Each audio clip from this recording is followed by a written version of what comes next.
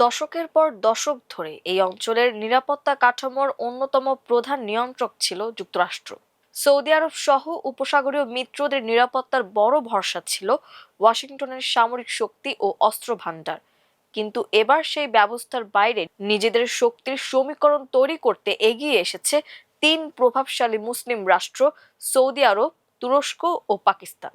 7 August মক্কায় স্বাক্ষরিত হয়েছে মক্কা যৌথ প্রতিরোধ চুক্তি। চুক্তির সবচেয়ে গুরুত্বপূর্ণ বিষয় হলো তিন দেশের যে কোনো একটির ওপর সশস্ত্র হামলাকে তিন দেশের ওপর হামলা হিসেবে বিবেচনা করা হবে।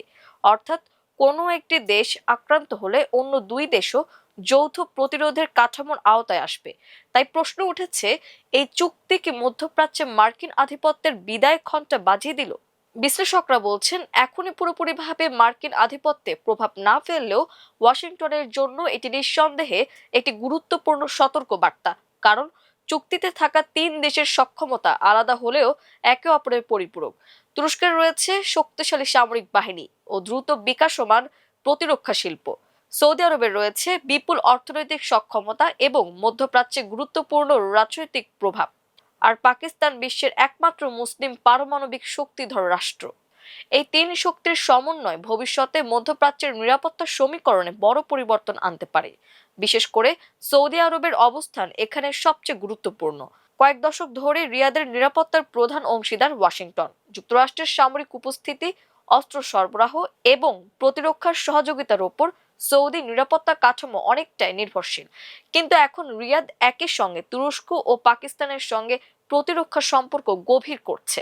এর অর্থ যুক্তরাষ্ট্রকে ছেড়ে দেওয়া নয়, বরং যুক্তরাষ্ট্রের ওপর নির্ভরতা কমিয়ে বিকল্প তৈরি করা। আর এই পরিবর্তনের পেছনে রয়েছে সাম্প্রতিক মধ্যপ্রাচ্যের অস্থিরতা, ইরানকে ঘিরে সংঘাত, উপসাগরীয় অঞ্চলে হামলার আশঙ্কা এবং ইসরায়েল ফিলিস্তিন সংঘাত। সবকিছুই আঞ্চলিক দেশগুলোকে নিজেদের নিরাপত্তা নিয়ে নতুন করে ভাবতে বাধ্য করছে। ওয়াশিংটনের জন্য আরো বড় বিষয় হলো, সৌদি আরব এখন শুধু অস্ত্র কিনতে চায় না, নিজেদের প্রতিরক্ষা শিল্প গড়ে তুলতে চাইছে। তুরস্কের প্রযুক্তি ও প্রতিরক্ষা শিল্প সেই লক্ষ্য পূরণে গুরুত্বপূর্ণ সহযোগী হতে পারে। তবে মক্কা চুক্তিকে ন্যাটোর মতো পূর্ণাঙ্গ সামরিক জোট ভাবার সুযোগ নেই।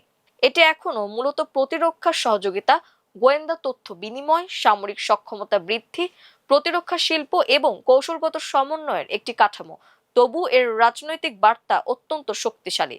মধ্যপ্রাচ্যের দেশগুলো হয়তো এখন আর নিজেদের নিরাপত্তার জন্য একক কোনো পরাশক্তির ওপর নির্ভর করতে চাইছে না। তারা চাইছে একাধিক শক্তির সঙ্গে সম্পর্ক রেখে নিজেদের কৌশলগত স্বাধীনতা বাড়াতে। আর এখানেই যুক্তরাষ্ট্রের জন্য সবচেয়ে বড় চ্যালেঞ্জ। কারণ ওয়াশিংটনের প্রভাব কমে যাওয়ার অর্থ শুধু সামরিক ঘাঁটি বা অস্ত্র বিক্রির প্রভাব কমা নয়। এর অর্থ মধ্যপ্রাচ্যের সিদ্ধান্ত গ্রহণের টেবিলে যুক্তরাষ্ট্রের একক প্রভাবও ধীরে ধীরে সীমিত হয়ে আসা। তাই মক্কা প্রতিরক্ষা চুক্তিকে হয়তো মার্কিন আধিপত্যের বিদায় ঘণ্টা বলা না গেলেও এটি যে সেই আধিপত্যের ভিত্তিতে একটি বড় ধরনের ফাটলের সংকেত, সেটি অস্বীকার করার উপায় নেই।